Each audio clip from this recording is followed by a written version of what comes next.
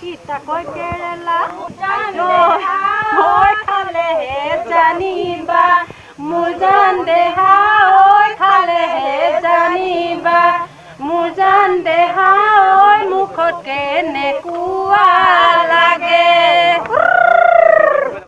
সদৌ অসম ছাত্ৰ সন্থাৰ সপ্তদশ দুলীয়াজান অধিৱেশনৰ সময় সমাগত। তাকে লৈ ৰাজ্যৰ বিভিন্ন প্ৰান্তৰ লগতে নাহৰকটীয়াতো চলিছে ব্যাপক প্ৰস্তুতি। শাসনী আঞ্চলিক ছাত্ৰ সন্থাৰ আসুৰ কেন্দ্ৰীয় অধিৱেশনত অতিথিৰ বাবে চাহ অপ্যায়নৰ লগত পৰিৱেশন কৰিবলৈ বিভিন্ন ধৰণৰ পিঠাপনা আৰু মিঠৈৰ ব্যৱস্থা কৰিছে।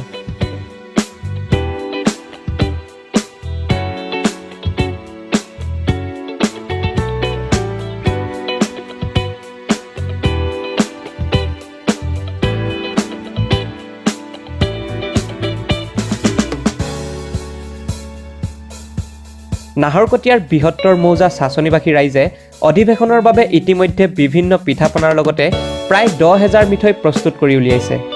অতিথি অপ্যায়নৰ ক্ষেত্ৰত যাতে কোনো ধৰণৰ ত্ৰুটি নাথাকে তাৰ বাবে প্ৰতি সন্ধিয়া শাসনীৰ বিভিন্ন স্থানত ৰাইজে পৃথকে পৃথকে মিঠৈ প্ৰস্তুত কৰাৰ দৃশ্য দেখিবলৈ পোৱা গৈছে।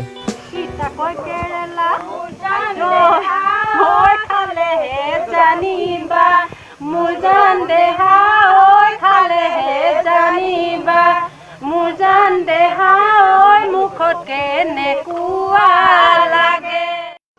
হয়, দুলীয়াজানত প্ৰায় 28 বছৰৰ পিছত ডিব্ৰুগড় জিলাত আমি সদৌ অসম ছাত্ৰ সন্থাৰ কেন্দ্ৰীয় অধিৱেশন অনুষ্ঠিত কৰিবলৈ পাই আমি যথেষ্ট সৌভাগ্যৱান।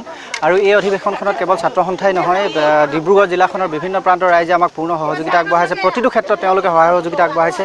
আৰু শাসনীৰ পৰা আমি পকা মিঠৈ, পিঠা এইবিলাক আমি অতিথি আপ্যায়নৰ ক্ষেত্ৰত দিম যাতে কোনো ধৰণৰ ত্ৰুটি নাথাকে।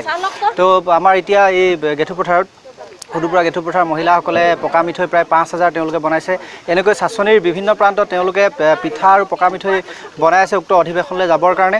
আৰু প্ৰত্যেক ৰাইজে এই অধিৱেশনখনৰ প্ৰতি তেওঁলোকে যোনে যেনেকৈ পাৰে সকলো প্ৰকাৰৰ সহযোগিতা আগবঢ়াইছে। আৰু আমি এই চেগতে আপোনালোকৰ জৰিয়তে অসমৰ সমূহ অসমবাসী ৰাইজক দুলীয়াজানত যি অহা 18 তাৰিখৰ পৰা 21 তাৰিখলৈকে অধিৱেশন আমাৰ অনুষ্ঠিত হ'ব, সেই অধিৱেশনলৈ আমি আপোনালোকৰ জৰিয়তে নিমন্ত্ৰণ জনাইছোঁ। নাহৰকটীয়াৰ পৰা পল্লৱ দাসৰ প্ৰতিবেদন, ভাদৈ নিউজ।